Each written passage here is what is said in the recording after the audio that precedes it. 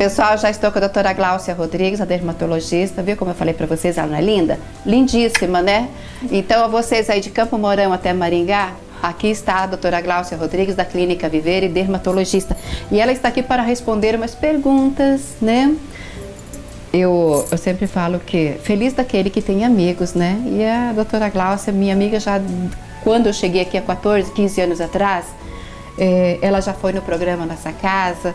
O irmão dela fez parte do programa Nossa Casa, que é oftalmologista, que eu tenho o maior carinho. E hoje ela vem para responder perguntas. Depois que nós começamos a entrar em Cianorte, que a TV Caiuá comprou Cinturão Verde, muitas pessoas estão ligando para mim, passando um WhatsApp, áudio. Tamires, dá para fazer isso, isso, isso? Claro que dá. Convidei ela para responder uma pergunta para a senhora Lourdes Fraga. Foi pro banho, lavou o cabelo. Quando ela terminou de passar o condicionador, ela olhou para o chão, um chumaço, não sei se fala assim, mas um chumaço de cabelo. Ela ligou para mim apavorada. Entrevista uma dermatologista, Tamires, pergunta. E eu já vou adiantar a vocês mais uma vez, isso não é uma consulta, viu, gente? Aqui vai se tirar uma dúvida. Nunca considere isso uma consulta. Isso ela vai explicar direitinho e se precisar procurar um profissional, você vai marcar um horário e vai para o profissional, né, Gláucia? Isso. Então, ela vai responder esta pergunta do cabelo e depois nós temos uma outra, unha quebradiça, né? A Carla faz a pergunta, a doutora Gláucia está aqui, vai responder.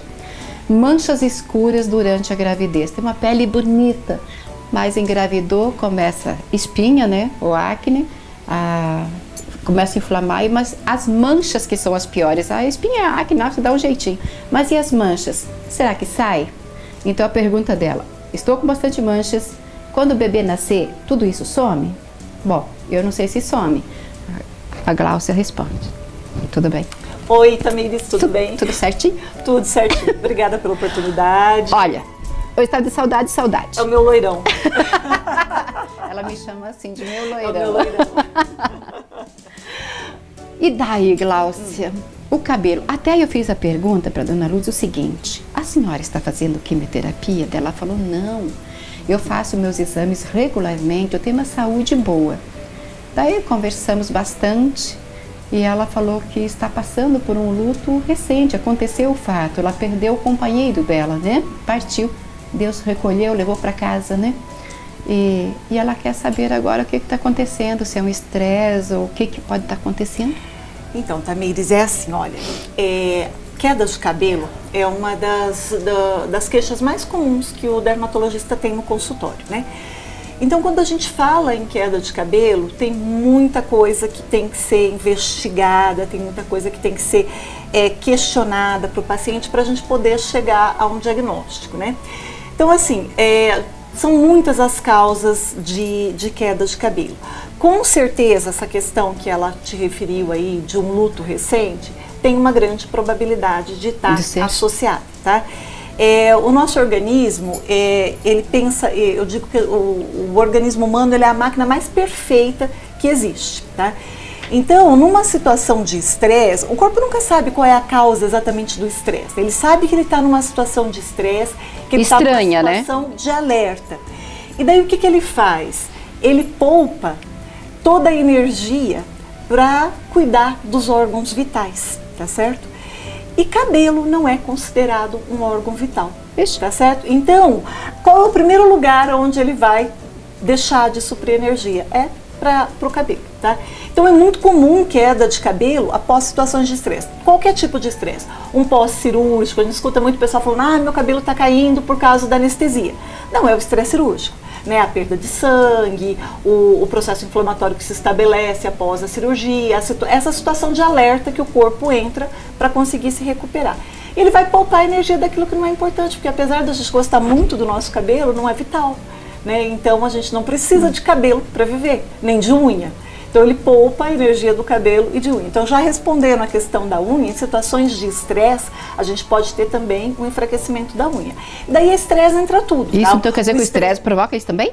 Provoca unhas quebradiças, unhas Nossa. frágeis, não apenas o estresse, mas o estresse também é um causador desse problema, né? E no caso da dona Lourdes, que ela falou que caiu um tufo de cabelo, a gente precisaria saber como é que é esse tufo. Exatamente. Esse tufo caiu de um único local, tá? Eu esqueci de perguntar. Que poderia, de repente, ser uma alopecia areata que está relacionada com queda de cabelo, que é onde fica aquela rodinha sem cabelo, né? Está bastante associada ao estresse. Será que caiu do couro cabeludo como um todo? Também a gente tem uma causa bem frequente de queda de cabelo, que é o eflúvio telógeno. O eflúvio telógeno ele pode estar associado com estresse e muitas vezes o eflúvio telógeno é fisiológico mesmo, né? Quando ele é fisiológico, ele normalmente tem uma durabilidade mais curta, não compromete o volume do cabelo do paciente, né? Então, para fechar um diagnóstico e para poder aconselhar, precisa de informações mais apuradas para fechar um diagnóstico. Então, assim, eu acredito que a melhor sem ver não tem como, né? A melhor alternativa para ela seja realmente procurar um colega, um especialista e fazer um diagnóstico mais preciso e tratar. Agora, é importante saber que tem tratamento. Mesmo a queda, quando ela acontece por motivos genéticos, que daí já é um outro perfil de queda de cabelo, que é a alopecia androgenética, que tanto pode acontecer no homem quanto também pode acontecer na mulher, também tem tratamento. Então, independente da causa, tá, existe tratamento. E o tratamento está sempre extremamente ligado em você identificar qual que é o fator causal, né? Se no caso é o estresse, aí tem que ver qual é o tipo de queda que esse estresse está provocando, se é uma queda mais difusa, se é uma queda mais localizada. Isso modifica a conduta, modifica o tratamento. Eu já ouvi falar que a pessoa, quando está passando assim por um estresse ou uma tristeza muito grande, alguma coisa vai aparecer no organismo. Uma queda de cabelo, e pode provocar até um câncer ou coisa assim. Isso procede? Procede. Porque diz que estoura em algum lugar. Não, Tamires, dependendo do grau, do impacto que esse estresse cause na pessoa, pode haver um processo que a gente chama de somatização. Mas, na verdade, o estresse está extremamente ligado ao sistema imunológico, né? Então, toda vez que você tem um estresse mais acentuado, o teu sistema imunológico ele vai deprimir. Tá? Isso daí vai abrir porta de entrada, isso aí vai baixar a tua guarda, vai baixar teu sistema de defesa. E você vai ficar mais suscetível a tudo. Até mesmo a infecções, né? Até gripe você pega mais fácil quando você está estressado, tá? Então você fica mais suscetível a tudo. Daí vai depender o que você vai desenvolver, vai depender um pouco da tua genética, né, de como você se alimenta, de como você vive, a que problemas de saúde você é mais predisposto, se você tem alguma doença de base, mas o estresse está associado a praticamente tudo. É difícil você me falar um problema de saúde que o estresse não possa estar implicado. Tá? Ou seja, como fator desencadeante, né, ou um fator de piora, e o estresse está implicado com Eu tudo. acho que o organismo... Cuidado emocional é muito importante, né? É isso mesmo que eu ia falar. Se o nosso emocional não está bem, nós, por um todo, estamos vulneráveis. Exatamente. Sempre quando a gente pergunta para uma pessoa centenária qual o segredo de viver tanto, eles falam assim, não leva a vida muito a sério. Eu acho que é meio que por aí. E eu concordo, sabia? Criar problema onde não existe, né?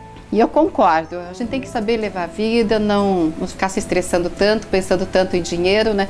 Bem, no momento atual, assim, as pessoas acho que não estão pensando muito em dinheiro, mas sim tentando controlar aquilo que tem, né? Porque a situação nossa está meio crítica. Está crítica e nós estamos aí torcendo, né, que dia 7 mude alguma coisa. Aliás, que nós possamos escolher um bom presidente, principalmente para pôr ordem na casa. Porque bagunçaram, agora tem que organizar. Exato. Estamos nas mãos de Deus, literalmente. Gláucia, e a unha? Por que a nossa unha cresce? O estresse provoca tudo isso também? O estresse também provoca a fragilização da unha. Eu pensei que era alimentação. Também, alimentação também. A alimentação também está implicada com quedas de cabelo, né? Normalmente os fatores que desencadeiam os problemas no cabelo também desencadeiam nas unhas, porque ambos são anexos da nossa pele, né? Mas a unha, então, tem o fator alimentar, mas normalmente, assim, a população nossa, eu digo que a população brasileira como um todo, para assim, ter uma alteração em unha, em cabelo por desnutrição, eu acho que não é bem a realidade da nossa população como um todo. A não ser que a gente pegue áreas muito deficientes, economicamente falando, mas de uma forma geral não chega a causar uma deficiência, né? Eu acho que de uma forma geral as pessoas comem uma quantidade boa de proteínas, de carboidrato, às vezes boa até demais, né? Mas a alimentação pode estar relacionada sim. Estresse também. E se tratando de unha, muitas vezes um dos motivos é o cutucar demais a unha, ou às vezes aprofundar na cutícula. Exagerar na cutícula, né? Eu normalmente falo com minhas pacientes o seguinte: pode fazer cutícula, eu também faço a minha, só tira o eu também excesso. faço unha, não exagera, ou você dá uma semana por mês de folga, tá certo, para tua unha, ou procura não fazer a unha pelo menos uma vez por mês sem tirar a cutícula, tá? O ideal, eu falo, normalmente o ideal para mim é deixar uma semana livre, deixar uma semana de folga. Ou às vezes fazer durante a semana, tirar fazer no fim de semana, tirar alguns dias da semana. E não cutucar demais. Aquelas pessoas que às vezes têm hábito de bater muito a unha, entendeu? Traumatiza a unha, fragiliza a unha. Hábito de comer aqueles cantinhos das unhas, né? Isso daí também pode. E às vezes, por exemplo, você falou que a pergunta de uma manicure com relação a essa dúvida das unhas frágeis. Às vezes você mexer com muitas substâncias, tipo removedor de esmalte, isso desidrata a unha, porque a unha também desidrata. Eu sempre falo que é bem importante hidratar as unhas, manter as unhas hidratadas. Hoje, assim, a indústria farmacêutica favorece bastante para a gente, porque a gente tem hidratantes muito práticos, alguns são até em formato de caneta, que dá para a pessoa carregar na bolsa, tá sempre hidratando. Então, é bem importante isso. Mas sempre que a gente trata uma unha frágil, uma unha quebradiça, uma orientação que eu falo para o paciente lavou a mão, passa hidratante. Você vai estar hidratando a mão e você vai estar hidratando a cutícula e a unha também. Isso ajuda muito no restabelecimento, é bem importante. E daí também procurar cuidar da questão do estresse, a gente existem medicamentos também que podem relaxante. Exato, favorecer essa questão, se às vezes o estresse é tão acentuado, às vezes tratar mesmo com tratamento medicamentoso, às vezes uma psicoterapia. Sempre tem alguma coisinha para dar uma acalmada. Isso, sempre tem, às vezes não necessariamente às vezes pode até ser um fitoterápico, depende muito da gravidade, né? Sim. E se precisar, nós temos medicamentos que podem ajudar no crescimento, no fortalecimento das unhas também, mas essa questão de não cutucar em excesso, tá? De dar eu falo uma vez por mês, uma semana no mês, você deixa a tua unha quietinha, ou pelo menos deixa ela sem tirar a cutícula uma semana por mês. E nas outras 3 semanas você tira, tá? É sempre essa a recomendação que eu dou para minhas pacientes. A próxima entrevista, eu vou terminar aqui minha matéria com ela, mas eu vou só deixar aqui algo no ar. Ela já está falando de unha. Você que usa muito esmalte, para a próxima vai ficar: se o esmalte vermelho, aliás, o esmalte escuro fortalece a unha, se é verdade. E por que quem usa muito esmalte, quando tira a unha, está branca? Como se ela não tivesse vitamina nenhuma, branquinha. Isso é para uma próxima matéria com ela, porque eu quero depois fazer mais umas perguntas para ela, senão não dá tempo. Mas vamos lá. Então tá. Então ficou o cabelo, ficou a unha, manchinha escura no rosto. Certo. Bom, você me falou... Por que aparece na gravidez? Então, você me falou da questão da gravidez, né? Na gravidez nós temos a produção de um hormônio que chama hormônio melanocítico estimulante, tá? Que é o hormônio que faz haver aquele escurecimento da areola, tá? Porque a melanina, Tamires, ela é uma protetora. Por que a gente produz melanina quando a gente sai no sol? Por que a gente bronzeia? Porque a melanina vai lá para ajudar a nossa pele a ficar mais protegida, tá? A melanina, ela existe para proteger, tá? O organismo produz melanina para proteger. Quando a mulher ela vai ganhar um bebê, ela precisa que a areola da mama dela fique mais forte, fique mais protegida para que ela possa amamentar, né? A areola é normalmente um tecido bem sensível. Então escurece bastante essa areola, produz bastante melanina nessa areola, produz aquele escurecimento daquela linha no abdômen, que a gente chama de linha alba, que, né? Então faz o que na gestação ela fica bem escura, que as mulheres sempre perguntam quanto tempo vai demorar para clarear. Que fica um pouquinho de pelo, um pouquinho mais acentuado, né? Acentua um pouquinho mais o pelo, tá? E esse hormônio, ele é um hormônio que ele existe, ele é produzido na gestação porque tem uma função fisiológica. Só que daí ele estimula a produção de melanina no organismo como um todo. Então, na gestação, tanto pode, por exemplo, uma pessoa que já tenha manchas, suponhamos sarda, que normalmente a pessoa tem por uma predisposição, por um tipo de pele mesmo, né? As sardas costumam ficar mais escuras na gestação. Quando é uma sarda que escurece só por causa desse hormônio, né? Geralmente a tendência depois que o bebê nasce é clarear, como clareia com o decorrer né, depois que a mulher termina a amamentação, clareia a areola da mama também. Agora existe uma mancha chamada melasma, que ela é uma mancha um pouco mais complicada. Porque o melasma é aquela típica mancha da gravidez que as mulheres têm. E que vem acompanhada de espinha também, que é horrível. A acne, às vezes ela melhora na gestação, às vezes ela piora. A gente costuma dizer que a gestação para acne não é meio imprevisível, né? Mas a acne tem solução. Tem muito recurso para tratamento, então não nos preocupa muito. É mais fácil. Depois a própria regularização dos hormônios, às vezes ela já até resolve espontaneamente. Agora o melasma é mais complicado, porque o melasma, eu sempre falo que você só vai ter melasma se você nascer para ter melasma, né? Então, assim, o melasma, ele vai acontecer na pessoa que tem uma predisposição genética. Daí, uma vez tendo essa predisposição genética, eu preciso de um elemento fundamental para que o melasma aconteça. Sol. No Brasil nós temos, tá? Sol, e não apenas sol, as fontes emissoras de calor. Então, tela de computador, luzes das lâmpadas, secador de cabelo, chuveiro muito quente, né? Então todas as fontes emissoras de calor, elas são desencadeantes no melasma naquela pessoa que tem predisposição. E um fator bem importante para desencadear a melasma é os hormônios que são produzidos na gravidez, principalmente esse hormônio chamado MSH, que é o hormônio melanocítico estimulante. Daí, assim, a gravidez, ela vai deflagrar essa mancha, mas ela não é a causa da mancha. Essa mancha não é uma mancha própria de gestação, tá certo? Essa mancha, ela desencadeia por causa da gestação, tá certo? Por causa desse hormônio. E daí, assim, na maioria das vezes, a mulher ganha o bebê e a mancha persiste, tá? E depois ela vai depender de um tratamento, tá? Que existe, esse tratamento ele é predominantemente clínico, feito com uso de clareadores, fotoprotetores. Ácido, essas coisas ou não?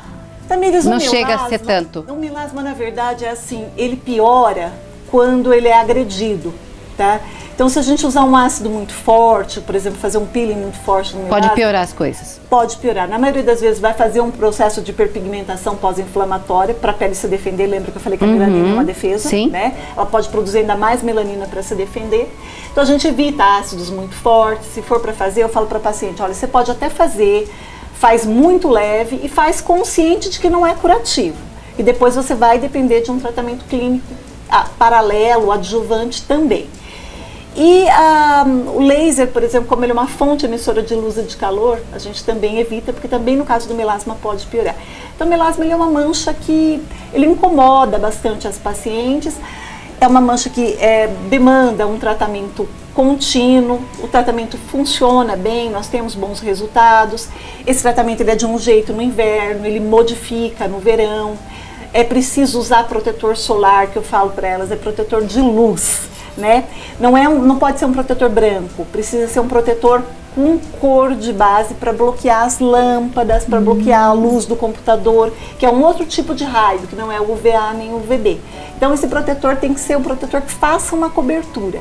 Sempre falo para elas que melasma a gente tem que pensar como um repolho. A folha de dentro do repolho não vê luz, então ela é branquinha. A de fora vê luz, por isso ela fica verde. Isso. Então a gente tem que fazer com o melasma mais ou menos a mesma coisa, a gente tem que procurar escondê-lo da luz. Então eu estimulo o uso de corretivo, a gente estimula o uso de protetores com cor de base, estimula passa pó com protetor por cima, a gente estimula uma cobertura física para a paciente fazer durante o dia. E daí à noite nós entramos com clareadores, que podem estar associados com ácidos, sempre tomando cuidado com a época do ano, tá? E sempre com acompanhamento. Mas assim, melasma a princípio é um grande problema. mas eu já tenho 22 anos de carreira. E eu falo que as pacientes que eu acompanho durante esse tempo todo, as que menos envelheceram foram justamente as pacientes do melasma, porque elas se viram obrigadas a criar uma rotina. Então, a princípio parece um problemão, que hoje, na verdade, trouxe um grande benefício. E o melasma tende a desaparecer, só que a gente não sabe quanto tempo ele demora. Normalmente ele é crônico por vários anos. E pode aparecer em qualquer idade? Pode aparecer em qualquer idade, não é exclusivo da mulher, o homem também tem melasma, até por isso que não dá para dizer que é mancha da gravidez. Os homens estamos todos felizes aí já, né? Não, é uma porcentagem pequena perto das mulheres, mas acontece em homens também. E pode aparecer em todas as idades, só que dificilmente a gente vai ter um melasma antes dos 25 anos de idade. É normalmente... Depois. Tem muitas mulheres que engravidam bem novinha e não têm o melasma quando engravidam. Aí depois, lá para os 30, 30 e pouco, desencadeiam o melasma. Elas vêm, mas essa mancha de gravidez. Essa mancha não é exatamente de gravidez. É muito comum ela surgir na gravidez, mas ela não é própria da gestação. Ai, gente, tô adorando essa dica. Ó, eu tenho 1001 perguntas para ela, mas nós vamos deixar para outros programas, tá? Porque nem ficaria gostoso eu também abordar outros assuntos mais aqui. Qual que é a novidade mais recente para nossa pele? Mais recente? Você viaja tanto. Pele. Essa mulher viaja. Ela traz novidades. É muito bom. Olha, se eu puder hoje dizer o que tem de mais recente, não é exatamente um tratamento, é um conceito, tá? É o conceito de harmonização facial. Que, na verdade, ele é um conceito que a gente tem hoje, de começar a tratar o paciente o mais precoce possível. Em cada década, em cada fase, a gente sabe que a gente precisa abordar um determinado ponto do envelhecimento, né? Esses tratamentos, eles são normalmente junções de vários tratamentos, não é exatamente só laser, não é exatamente só botox, não é exatamente só preenchimento, tá certo? As técnicas hoje em dia, elas tendem a se somar, buscando cada vez mais naturalidade e cada vez mais agindo em termos de prevenção. Então, técnicas que os pacientes podem ouvir falar muito por aí, como Elancê, MD-Codes, Skin Booster, elas são todas técnicas que visam a junção de Sculptra, bioestimuladores, como a gente escuta falar bastante. Estou citando os nomes porque são os nomes que os pacientes nos abordam, né? Na verdade, todos esses nomes não são nomes de um produto que se consagrou, mas que na verdade às vezes não é o escolhido pelo médico, né? Mas na mídia o paciente encontra isso. Então todos esses conceitos, eles visam o seguinte, todos esses tratamentos eles visam o seguinte: intervir no momento certo, tá? Começando ainda como prevenção, começando ainda como profilaxia, para que cada vez a gente tenha mais naturalidade e para que a gente possa envelhecer cada vez melhor, porque a expectativa de vida de quem nasce, estima-se que quem nasce hoje, 50% das pessoas que nascem hoje vão viver mais de 100 anos. Então nós vamos ter que ter pele. Eu quero nascer de novo. Então nós temos que ter pele. Nós temos que ter pele, nós vamos estar muito mais tempo no mercado de trabalho e as pessoas precisam estar mais apresentáveis. Então a tendência é começar a cuidar cedo para que se tenha resultados naturais e para que a gente possa trabalhar com cada vez produtos mais seguros, né, e que sejam mais compatíveis com a fisiologia da pele. Então eu diria que a grande novidade, o que eu vi de mais importante acontecer durante esses 22 anos de carreira é essa mudança. Nossa, que bacana. Quer dizer, vai retardar o bisturi. Na verdade, a gente pretende que não chegue mais no bisturi. Nossa, gente, que maravilha, que show de bola. Não, o bisturi, ele vai ser usado para outras coisas. Mas não no rosto. O rosto, a tendência, inclusive, de muitos cirurgiões plásticos também é lutar para que não chegue nisso, né? Porque nossa, que bacana. Fica mais natural se nossa, sempre, né? Sempre. E mais fisiológico também. Então, a tendência é tentar não chegar nisso. Vamos continuar trabalhando, mas a gente tem progredido muito bem. Ó, ela é prova disso, né, gente? Sem comentários. Glaucia, eu quero te agradecer carinhosamente. Eu que agradeço. Carinhosamente. Eu espero que isso seja a primeira de muitas. Eu preciso urgentemente... Tá bom, eu volto, eu juro. Eu preciso urgentemente de uma dermatologista aqui para responder perguntas. E tem as minhas dúvidas também, porque as minhas dúvidas é da minha amiga de casa. E as mulheres gostam que a gente fala de beleza. Elas adoram quando eu entrevisto um cirurgião plástico. Elas gostam quando eu entrevisto uma dermatologista, porque elas vão se encontrando com as novidades do mercado e também com os profissionais, né? Muito obrigada. Eu que agradeço. Que Jesus te abençoe grandemente. Que te abençoe também, Lu. Amém. Gente, eu vou ficando por aqui, então. Até uma próxima. Até a próxima.